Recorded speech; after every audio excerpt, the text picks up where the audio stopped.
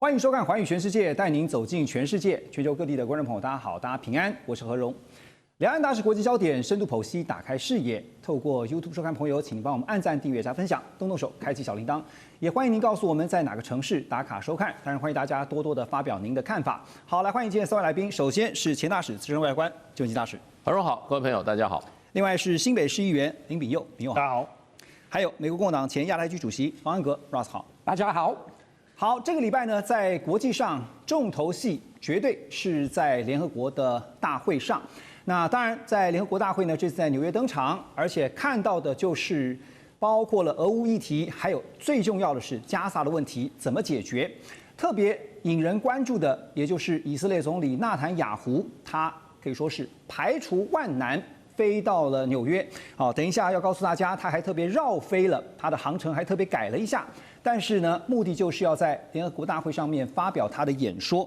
那在他发表演说之前，其实呢，出现了在全场看到非常尴尬的一幕，也就是呢，在场有许多国家的代表，那包括了巴西、伊朗、土耳其、沙烏地阿拉伯、委内瑞拉多个国家的代表团，纷纷集体离席抗议，而且还给予嘘声。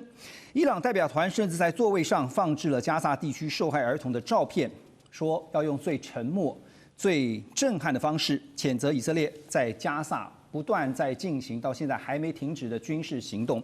我给大家看一张这个图片呢，一目了然。这个是纳坦雅胡在现场发表演说，你可以看到在台下各国的代表，这真的是从位置上面看到人数是寥寥可数啊，因为呢，很多国家的代表呢已经离席，而且是报以嘘声。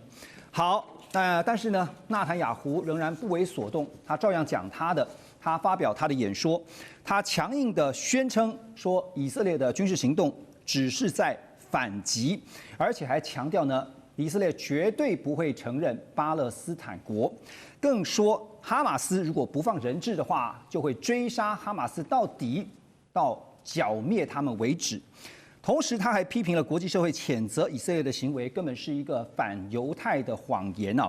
那么，以色列真的是在反击吗？我们来看一个最新数据，从2023年10月以来，现在最新的数字是至少已经有65000名巴勒斯坦人丧生，而其中呢，有高达70%是手无寸铁的老弱妇孺。那么，就连联合国的独立调查都首次认定说以色列在加沙地区犯下了种族灭绝的罪行。好，所以呢，特别英国医学期刊揭露了一个非常骇人的细节：人道救援医护人员表示，现在在当地看到的这些伤势是最严重的状况。超过2/3的相关伤口都是爆炸所导致的。另外，伤害当中呢，出现3度或4度烧伤的比率异常的高，烧伤甚至升级了肌肉跟骨头。有医护人员甚至形容在急诊的地方是骇人至极啊！很多的病患四肢都只靠小面积的皮肤来连接，脑部跟内脏外露变成了急诊的日常。好，那这张图表给大家来看一下。这次刚才特别说了，纳坦雅胡他排除万难，就是要到联合国大会去发表他的演说。可是呢，这是他的航机图，蓝色的是他原本呢要飞的路线，但这次呢，他走的是红色的路线，特别绕过了像是意大利，还有包括像是法国。为什么呢？因为国际刑事法院 ICC 已经对纳坦雅胡发出了逮捕令啊。联合国的调查更认定是以色列，刚才特别提到了犯下了种族灭绝的罪行，所以我想先请教这个大使，以色列现在说他们发动军事行动，纯粹是反击，怎么看？这个是当然以色列一方面的说法，内塔尼亚胡政府他一贯都是这样的说法，而且他对于整个这个国际社会传递给他的这些讯息他都是非常强硬的对待。那事实上的话，在这次开会以前，这个英国啊、加拿大啊、澳洲啊几个国家说我们在联合国大会要承认巴勒斯坦国，那内塔尼亚胡就立刻召开全球的，他就有这国际记者会。他说：“你们这样做的话，你们如果这样做的话，我会增加我们在约旦河西西岸的犹太人诚恳区要成倍的增加，而且绝对不会同意这个所谓的这个巴勒斯坦国这个成立。是，所以我想他的立场非常紧，而且他还说，他说我要去美国访问，等我从美国访问，我会然后访问回来，我会告诉你们我们我会采取什么措施，你们都给我等着瞧。所以非常的强硬。那当然这是内塔尼亚胡他的立场跟态度了，他对他自己的行为他就是这样子的认定了。可是国际社会不这样认定。那这次是联合国的，他有一个专案，他有一个小组 Special Rapporteur 是专家做了一个长时间的调研以后，就认定他有种族灭绝。那这个种族灭绝是联合国的机构，这个是指派的专人去研究调查以后做出来的这个一个结论。那事实上的话，你要说真的，内塔尼亚胡就是说国际组织对他的看法，那我们就连2024，我们去年5月20号，还经过这个已经1年多前了那个时候，这个国际刑事法庭他的首席检察官他就已经宣布，他向法庭提出逮捕令。对，逮捕令包括谁呢？内塔尼亚胡，还有以色列的国防部长加兰特。那他们的罪名是什么？逮捕的原因是什么？他有6点7点。具体来说，他说用饥饿作为战争方式，第一点。第二点，他说故意杀害平民。第3点，灭绝灭绝屠杀，种族灭绝屠杀。第4点，攻击时不分军事目标与平民。第5点。故意针对平民。那第6点，它有迫害。第7点，其他不人道行为。所以这个就是一个国际组织一个司法单位有公信力的国际司法机构他们做了调查，由法律单位做的调查以后，而且是去年就做了这样结论。那今年联合国又做出类似甚至完全同样的一个结论。所以只能说，就是内塔尼亚胡的这个作为是长期这样子如此的作为，而且包括去年其实他也在联合国大会发表演说他特别也强调说，以色列是被攻击，就一开始10月7号这洪水行动被攻击的那一方。可是呢，是不是也该够了？就是到了一个时间点了，内塔尼亚胡的做法 ，Russ 认同吗？从战争开始之后，就是在2023年10月7号，哈马斯攻打以色列之后，内塔尼亚胡政府的政策非常非常清楚，而且不会因为国际批评或什么联合国调查委员会，甚至国际刑事法庭的动作而改变他的政策。政策是很简单，要铲除哈马斯。不会让哈马斯继续在加沙存在，而造成以色列国家安全的问题。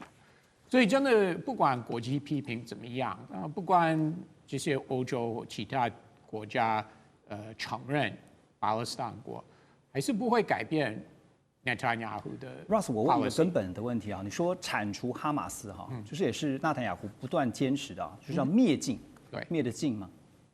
会。那全部灭得掉？会，那要看。那当然，以色列可能那个时候认为这个战争不会持续这么久，他们可能认为我们的武器跟能力、人数等等，就可以在短短几个月、1年之内就结束了。他们应该没有想到会持续这么久。我这样问，但是他们还是会坚持，会继续。那如果哈马斯真的不投降的话，那以色列就会继续到。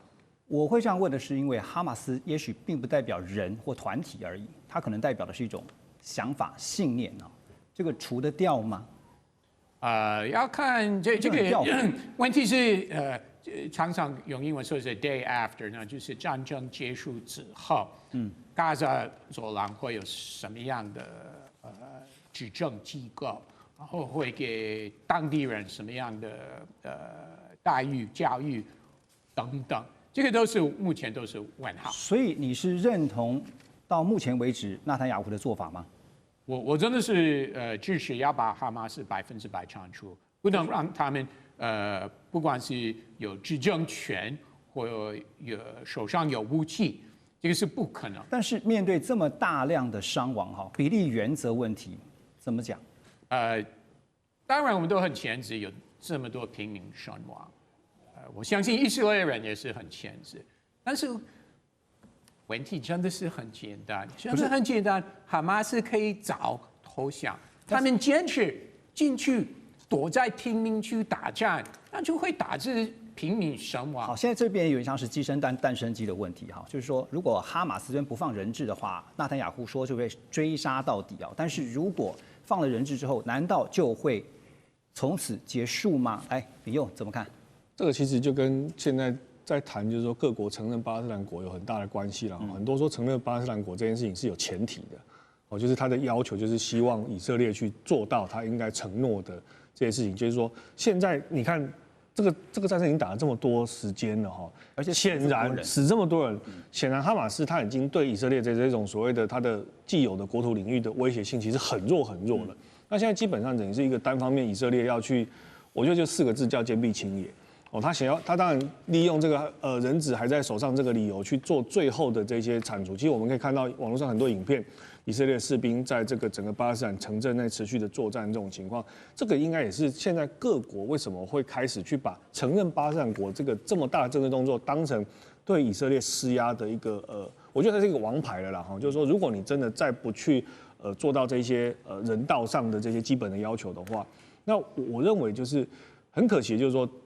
我觉得纳坦雅胡是正在扛得住这个压力，他还是希望就是说我第一个人质是他表面上的借口，可是后面他到底要做到什么程度，现在我们是搞不清楚的。你觉得他扛得住这个压力？他背后是因为有美国的关系吗？我觉得不这么单纯，因为我觉得这个是可能是他牵涉到有点第一个他的国内的一派势力是非常坚定的支持他，即便现在美国不支持他，我觉得对他影响已经不大的原因是因为他现在所执行的这个所谓的战斗的需求，并不需要美国大规模的说我给你军事的援助。我给你大量的物资，其实已经不需要了哈，已经等于是他以色列的这一部分人，他就可以完成的一个行动。所以美国有没有支持他，我觉得已经不是那个重点，也看得出来，就川普他其实并没有说对这件事情有支持。他当然在某些事情上，可能譬如说在这个后面以色列有去空袭卡达这事情上，他可能不置可否啊，但是。川普对他的态度也显然就是我不太接受以色列继续这样的行动。好，你提到这个哈，就是真的，连川普呢，在公开场合他也说他也受不了了哈，当然他直接喊出说已经够了，我不会允许以色列并吞约旦河西岸，现在是时候该停止了哈。那透过这张图，你可以看到的就是呢，这是整个以色列哈，我们把这个缩小一给大家看哈，这就是约旦河，约旦河西岸。现在是法塔政权，然后哈马斯在这边是加萨走廊。目前呢，在加萨走廊以外的哈，这边的海域是被以色列整个封锁的。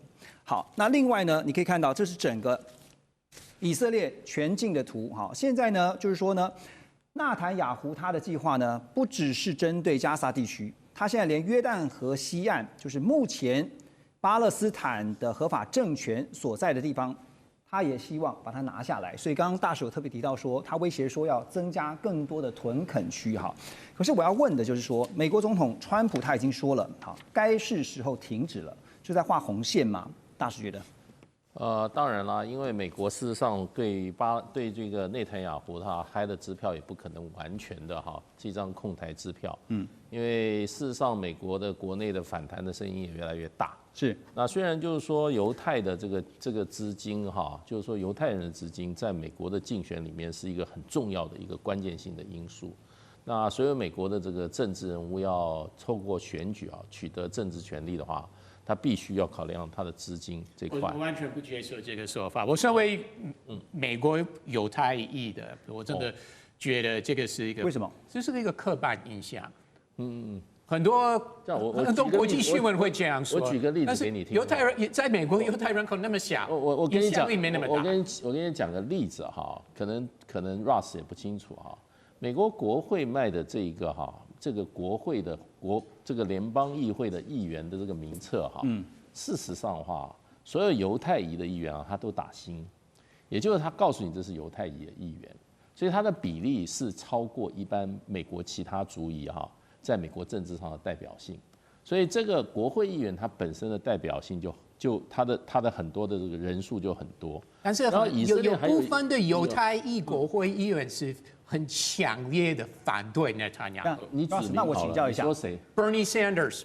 占多少？占比例多少 Bernie Sanders 有没有超过非常有名的参议员，有没有超过犹太裔反对啊？你如果超过50%，你就超，就你要有意义的话，你要超过10%我想大使的意思这个少数你拿出来用没有不代表没有代表性啊。犹太裔在美国不管是政治或是金融方面的影响力确实很大。Russ 的讲法是违反所有了解美国政治人的讲法。那 Russ 怎么可能？我是美国人，我也是政治专家，我也是犹太裔。你的讲法对我们对美国的政治了解 Russ， 那我现在先不符合我大家的认知啊。现在大家都提到两国方案，为什么美国以色列当然就知道他是绝对反对的哈，他反对巴勒斯坦国，但是国际上大家都觉得两国方案是没有办法中的办法了，为什么美国反对？首先提醒大家，美国犹太裔，包含我，大概70%左右是支持两国方案。所以美国犹太裔一直以来没有以色列人那么有，那为什么比较偏左了？但是问题是 ，Russ， 你刚才讲法我有一点很意外。你说支持把哈马斯全部杀光哈，可是我觉得你应该要有一个前提，就是说不能不择手段。你赞成不择手段达到这个目的吗？我觉得你要把平民也杀光吗？我觉得我们如果所有的今天在约旦河西岸的所有200万的这个平民哈，都会因为你们要杀光所有的哈马斯啊，也一起被杀光，你赞成吗？我觉得这个，我觉得这个东西你要讲手段呐。现在问题就出在他手段不好啊，对不对？你要去杀光这一小城，可是你要把其他人一起杀光，或是你觉得合适吗？我觉得重点是哈马斯不是你要杀哈马斯，可是你要用什么手段？你要了解哈马斯的手段，不要把责任推给哈马斯也没有要把以色列杀光啊。哈马斯的官方立场一直以来是要把以色列杀光。那你们现在以色列的官方立场也是要把他们的章程是包含要把你现在你的以色列立场也是要把哈马斯杀光嘛？问题是哈马斯一直以来谁先要杀谁，我们可以照历史中找出去。不过既然就是一个手段的问题，我觉得我们要把手段要讲清楚，才有没有正义性。Russ， 那我问一下，现在讲到了手段哈，就是说你的目的就是要剿灭哈马斯，你的手段就是不惜任何代价。所以现在我们看到已经伤亡至少65000，那其中有70%是老弱妇孺。所以一个根本的问题就是我刚刚特别问到了，你剿得尽吗？就是你完全能够把他们消灭掉，消灭到完全 zero， 这是第一个。第二个，你的比例原则之前发动了恐怖攻击的行动是事实。可是后来的报复，后来的包括哈马斯剿灭他们，65000人，这个比例原则合理吗？首先回答你第一个问题，不是我们这边能够决定，所以我的意思是说，我们可以批评内塔尼亚胡，国际社会批评他，美国也可以批评他，但是他的政治，包含他的执政联盟，这么多政党都在里面，还有以色列的中间派，假设他政权垮掉，中间派上来执政，其实他们对这个战争的正视是一模一样的，所以很明显，以色列人目前是支持要100%铲除哈马斯。好，那你觉得川普说够了，对于纳坦雅胡有没有效果？我觉得这个是好多人很误会。我觉得川普的意思是，我不支持以色列法律上并吞西岸区，但是他没有反对以色列扩大土坑区的住宅区，犹太人的住宅区。真的，这个有一个区别。为什么你会这样觉得？什么意思？我的意思是说，法律上是他不支持，他不支持并吞，决定川普不支持 annexation， 他不支持法律上的并吞。但是他没有说他反对以色列扩大这些住宅区。这些 settlements 真的是不一样。好，所以最后一个问题，在联合国的这些表决上面，现在看到就只有美国，当然以色列就不用讲了。只要美国反对这个中东的战事，就没有办法结束的一天，你同意吗？川普会继续支持以色列的军事行动，所以他们会继续支持。所以我说美国会一直投反对票，不是吗？美国在联合国会继续支持以色列就对了，会。那到什么时候会有一个 ending？ 你觉得？就是哈马斯 surrender 投降的时候，就会有一个 ending。这个又回到一个，这有点困。Russ， 我有一个问题要问，这个其实是为什么美国人为什么只有全世界就是美国特别支持以色列是什么原因啊？哦，我们知道美国支持以色列，其实都很多的支持是来自美国福音派选民，是非常支持以色列，对不对？而且福音派是投给共和党，投给川普，非常支持川普。那就川普就要回应他的支持者。不是因为少数犹太人好，美国犹太裔好不好？真的是因为福音派的影响。欧美也是同样是这个基督教系统，为什么但是英国跟美国他们不是福音派，真的是不一样。OK， 所以你说就是因为福音派支持以色列，所以美国才全部支持。是的，对啊。那福音派在美国占多少人数占多少？至少是30%以上，但是在川普的这个基本票仓真的是占很多，而且他们对这些议题，就是他们的想法是越来越坚定。什么意思呢？就是以前很多美国人我们会认为不要把宗教带进来公共政治，但是在川普保守派执政的时候，这些福音派的影响力。不过我有一个问题就是说哈，那美国事实上，拜登的时候他也支持以色列啊，他的支持者不是福音派吧？但是他对内塔尼亚胡的支持者没有川普那么坚定。可是他有他在联合国有投过反对票吗？是的，但是过一阵子就是这个战争。美国在联合国所有以色列的票都是支，但是很明显，从战争开始到拜登任期结束的时候，拜登跟内塔尼亚胡关系越来越差了，就是拜登对内塔尼亚胡是越来越不满，所以跟川普的政策真的是很不一样。我觉得你把这个美国支持以色列原因归咎到福音派啊，我觉得逻辑上不成立，因为民主党的支持者不是福音派为主。你也承认了嘛？那民主党在当政的时候，他也是支持以色列啊。但是我刚他从来没有说在联合国。但是拜登，所以我就说你讲的说是因为是福音派支持以色列，所以美国才支持以色列。我觉得你这个结论不符合逻辑。跟信仰我们要看跟信仰无关，我们要看金融的影响力。对，所以结论我就是说，以色列的犹太人对美国的政治的影响力，你不要把它归结成福音派。好，不过刚刚 Russ 你刚刚有一个结论，就是说哈马斯必须要完全被消灭了，这件事情才会有终止。但是我的问题就是，哈马斯有可能被完全消灭吗？因为如果它不只是一个人或一个团体，而是一种信念，而是一种精神的话，你消得灭吗？等一下回来呢，我们要继续聊的是说这个事情，就是以色列在中东地区，现在整个中东局势呢，也引发了整个中东局势地区的战略的改变。我们稍后一下，马上回来。2025全球局势必须关注，中美赛局牵动地缘风险，连带影响台海两岸未来。环宇全世界，关心全世界，权威分析，专业观察，客观立场。每周6日，请您准时锁定，一同关心全球大事的瞬息万变。好，回到节目呢，以色列我们刚刚特别提到，他们无视于这个国际的谴责，继续在加萨地区发动他们的相关军事行动，甚至先前也看到他们攻击了卡达的首都。那当然呢，这也引发了阿拉伯世界的怒火哈。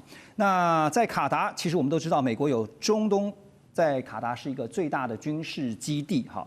那结果呢？卡达也被攻击，当然这也使得阿拉伯世界呢，现在也在想，我们怎么样能够团结在一起哈。沙烏地阿拉伯跟巴基斯坦在先前也就是最近这阵子呢，签下了一个战略共同防御的协议，也就是说声明，只要一方遭到攻击，等同对另一方宣战。而巴基斯坦的国防部长更进一步暗示说，巴基斯坦的核保护伞会涵盖沙烏地阿拉伯。如今呢，不只是卡达，就连阿联酋也表态说想要加入这个协议啊。更多的阿拉伯国家是不是有可能来加入这个所谓的4国联盟，甚至中东版的北约呢？好，那2个问题：第一个，会有更多的阿拉伯国家参与吗？丙又怎么看？第二个，就算他们这个联盟成立了，对于以色列会产生什么威慑效果吗？其实，如果大家对这个地缘上有一些理解的话，其实巴基斯坦跟沙烏地阿拉伯隔蛮远的，所以它怎么去形成这件事情，当然我觉得中国在背后因素应该是蛮重要的哈。就是说，在这个阶段下来，就是由于以色列的因素，让中东很多国家可能各自在以色列问题上对美国有所不满。但是这个并不是第一次，也就是整个中东的问题，从1960年代、70年代，二战之后一直都是如此哈。那这些中东国家很难去形成一个大同盟。当然，以色列在历次几次战争都表现出它更团结的一面。那当然，中东国家彼此之间的这种利益上的矛盾，也让他们没办法去真正统合起来，成为一个类似阿拉伯世界国家的这种。到现在为止，大概只有 OEDC 这样的一个经济的形态。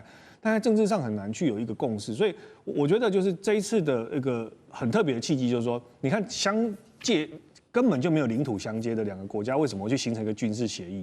它的核心的利益其实看起来是不太一致。如果说你要把它放在更大框架去看的话，那就是可能它基于整个对美国的不信任的这些国家，开始慢慢去透过这种方式去集结起来。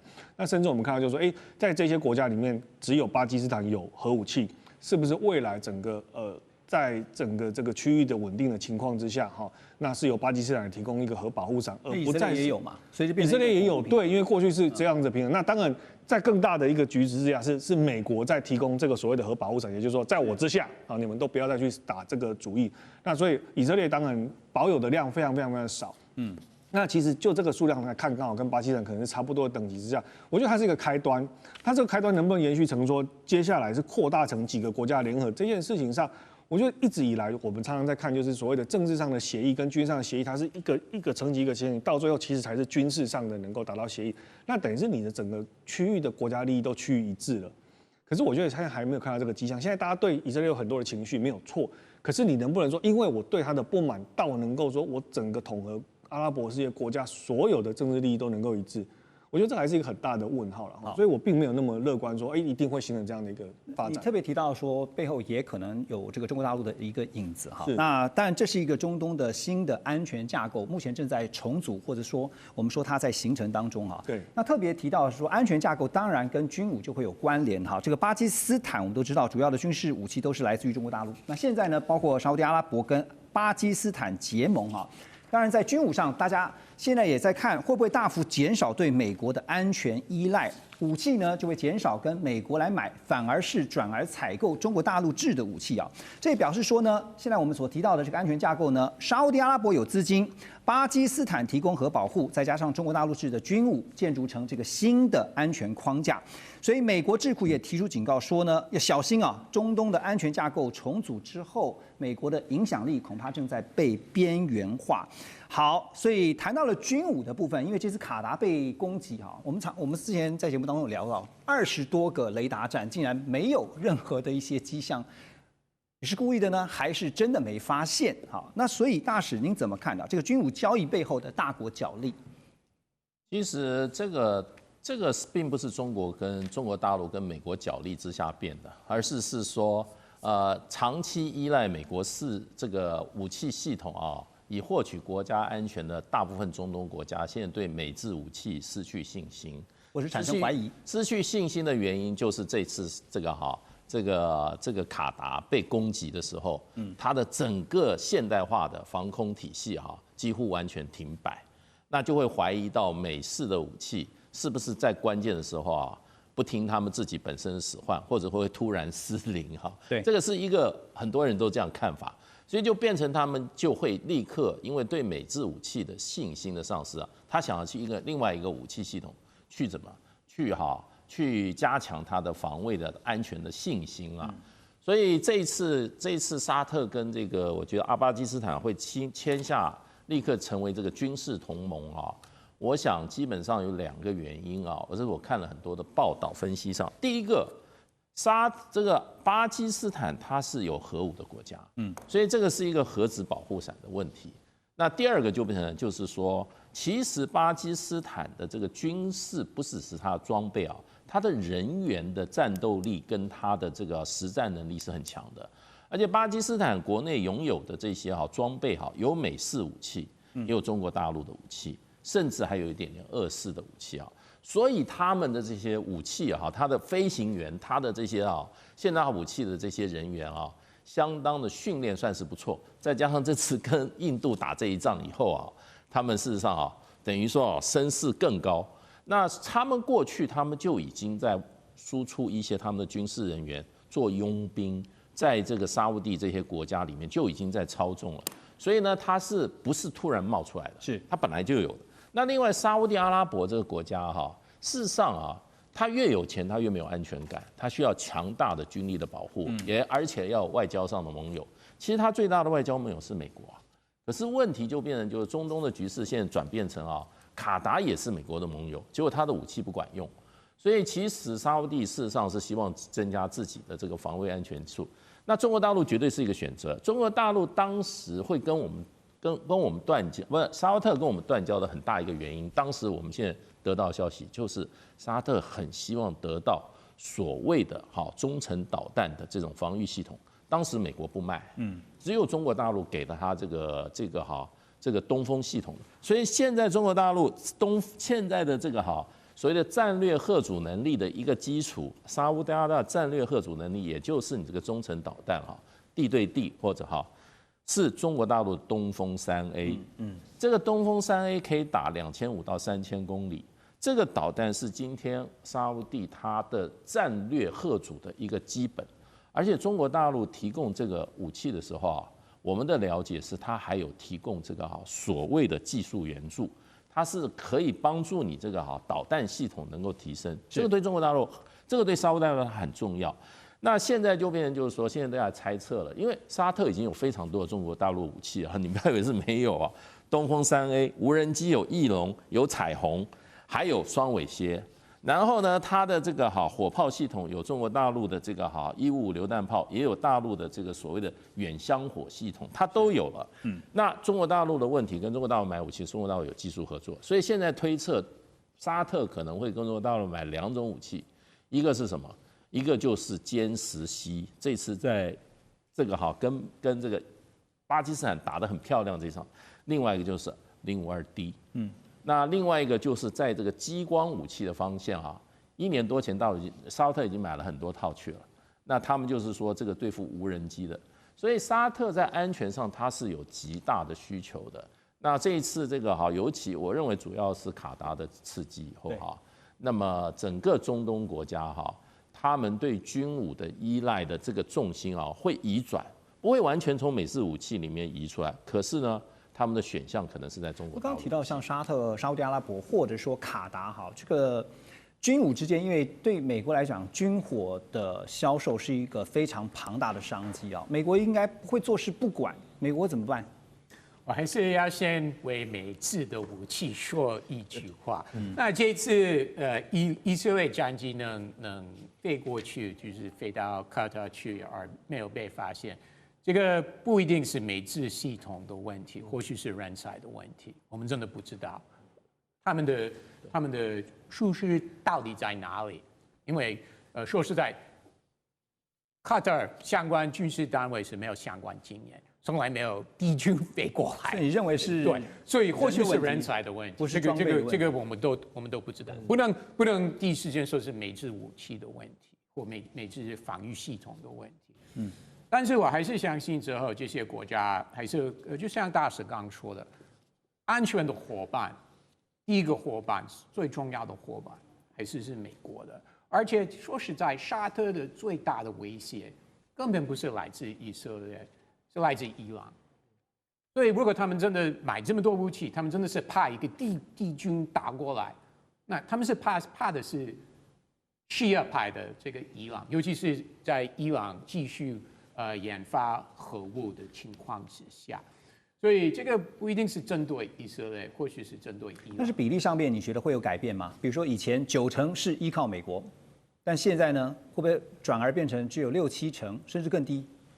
不会那么低了。川普总统他今年访问沙特，对不对？而且那个时候沙特答应购买花那么多钱买美国武器，还有跟美国进行很多投资案子，对不对？那当然沙特跟中国大陆的经贸合作，在过去20年一直上升了、扩大了，所以中国对沙特来说是一个非常非常重要的经济伙伴。但是安全方面，我认为他们还是会以美国为主。美国难道都不会担心沙特以后不买美国武器，或是买美国武器的比例降低吗？我不知道会用担心来形容。那当然，就是很明显，以后沙特会买更多中国的武器，但是会降低买美国的武器的金额。好，进一步我想请教 Russ 吧，因为我们刚刚特别提到两国方案哈，现在包括如何处理加沙地区的局势啊，也有2个方案哈。这个包括是法国，他们提出一个战后重建方案，就是希望能够为战后的加萨寻求一线和平生机。他们的主张是呢，以联合国授权的维和部队来维护加萨地区的安全。那现在包括像是印尼的总统哈，也在联合国大会上面这次宣布了，印尼要调派2万名以上的维和部队到加萨来支持这个维和行动。另外像是阿拉伯联盟还有巴勒斯坦自治政府的主席，也都明确表态，特别强调啊，哈马斯将来不会去参与任何的政治治理。另外一个方案就是美国提出来。他们是计划在战后加萨设立一个加萨国际过渡管理局啊，然后呢，谁来带领呢？就是前英国首相 Tony Blair。OK， 你怎么看这件事情？首先，以色列根本不会答应印尼派2万军人当维和部队，这是维和部队，这不可能。甚至印尼，我也问印尼朋友，他们说我们都反对了。现在国内。政治那么乱七八糟，总统是要把 focus 放在以色列那边，所以印尼人也反对，所以这个真的是印尼总统一个小话而已，以色列根本不会接受。那美国提出来这个呢？那如果是欧洲国家，还有包含以色列建交的阿拉伯国家，埃及、约旦、阿联酋，派部队参加，那以色列应该是可以接受。那甚至托尼·布莱尔担任这个过渡机构的执行长，以色列应该也是可以接受的。那所以这是一个折中方案，是不是？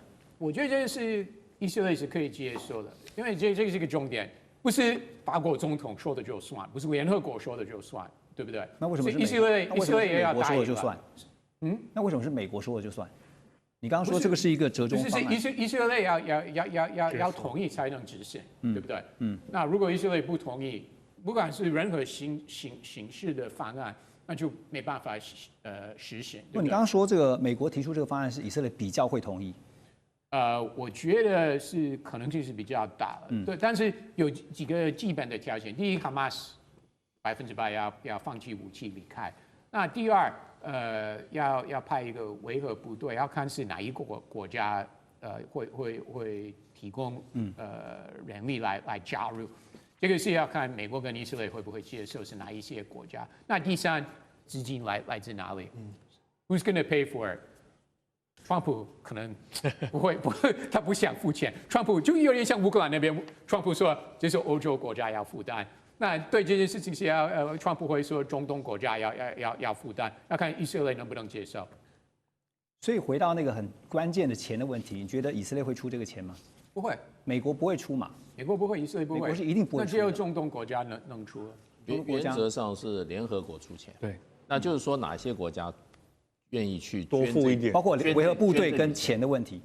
对，维和部队是这样，一定要就是说你到那个国家要接受。这是 number one。第二个的话，钱基本上是联合国出。那联合国它这个是特殊预算的话，就是会员国捐，那就看哪一个。那 Russ 讲没错，美国可能不出的话，中东国家可能会出。可能如果沙特觉得是有帮助的话，可能沙特就会把钱都出了。对，所以我简单请教大使最后一个问题：这次不管是俄乌也好，现在提到的中东加沙地区的局势也好，其实最后都回到了联合国。但是只要到了最后的表决，就会发现其实好像是进到一个死胡同。所以有解方吗？没有解方，因为是这样子哈。联合国事实上大会它可以做决议，可是它没有执行力。对。那联合国事实上，你看它宪章里面啊，它是人类最进步的一个国际组织，它有行动力的，它叫集体安全，就 collective security， 它可以出兵。也就是说，它可以出联合国兵。然后他也可以决定这场战争谁是站在正义，谁是站在非正义。那问题是谁决定？是联合国安理会。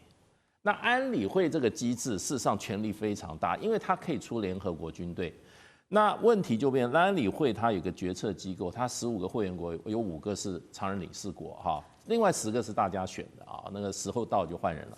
15个常任理事国就永远在当联合国的常任理事，它有否决权，所以只要一个国家否决，你连安理会什么都做不出来。对，所以现在是美国否决，所以安理会没有行动。这样听起来蛮可悲的哈。所以回到联合国，大概就能够先把什么事情做好呢？大概就是修好手扶梯或是提词机了。我们休息一下，马上回来。